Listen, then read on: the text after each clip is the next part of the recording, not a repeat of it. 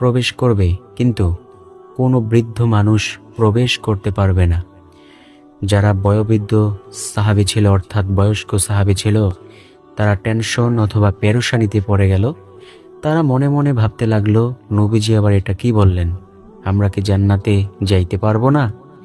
নবীজি সাল্লাল্লাহু আলাইহি ওয়াসাল্লামকে তারা প্রশ্ন করলো, ইয়া রাসূলুল্লাহ, আমরা তো বৃদ্ধ মানুষ, আমরা কি জান্নাতে যাইতে পারবো না? নবীজি বলেন, অবশ্যই জান্নাতে যেতে পারবা, তবে তোমরা যুবক অবস্থায় জান্নাতে প্রবেশ করবা। শোনো, জান্নাতের মধ্যে যত মানুষ প্রবেশ করবে সবাই যুবক অবস্থায় জান্নাতে প্রবেশ করবে। সবাই থাকবে 40 বছরের টকবগে যুবক। সুবহানাল্লাহ, আল্লাহু আকবার। আদম আলাইহিস সালামের মতো 60 হাত লম্বা সবাই হবে। আল্লাহু আকবার। প্রিয় দর্শক, সবার সৌন্দর্য অনেক অনেক অনেক গুণ বৃদ্ধি পাইবে। বুঝতে পেরেছেন?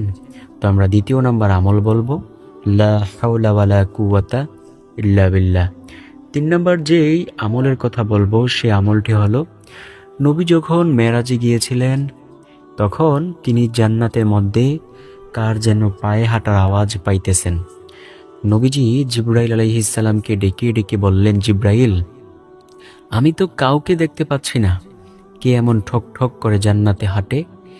জিবরাইল বলল, ইয়া রাসূলুল্লাহ সাল্লাল্লাহু আলাইহি ওয়াসাল্লাম, এটা হলো আপনার ওই সাহাবী বেলাল রাদিয়াল্লাহু তাআলা আনহু। নবীজি আশ্চর্য হয়ে গেলেন, বেলাল দুনিয়ায় আছে? বেলাল কিভাবে এইখানে আসলো? নবীজি দুনিয়ায় আইসা বেলাল রাদিয়াল্লাহু তাআলা আনহুকে ডেকে ডেকে জিজ্ঞেস করলেন, বেলাল, তুমি কি এমন আমল করো যে আমলের কারণে আল্লাহ তোমাকে এমন মর্যাদা দিয়েছেন? নবীজি সাল্লাল্লাহু আলাইহি ওয়াসাল্লামের প্রশ্নের জবাবে বেলাল রাদিয়াল্লাহু তাআলা আনহু বললেন, ও নবী, আমার এমন কোনো আমল নেই, তবে একটি আমল আমার আছে। আমি যখনই ওযু করে মসজিদে যাই, সাথে সাথে 2 রাকাত তাহিয়াতুল ওযু সালাত আদায় করি। নবীজি সাল্লাল্লাহু আলাইহি ওয়াসাল্লাম বললেন, ও বেলাল, আল্লাহ হয়তোবা তোমাকে এই আমলের বরকতে এমন সওয়াব দান করেছেন। সুবহানাল্লাহ। কারণ কোন দিনের আমল আল্লাহর দরবারে কবুল হয়ে যায় এটা কেউ বলতে পারে না।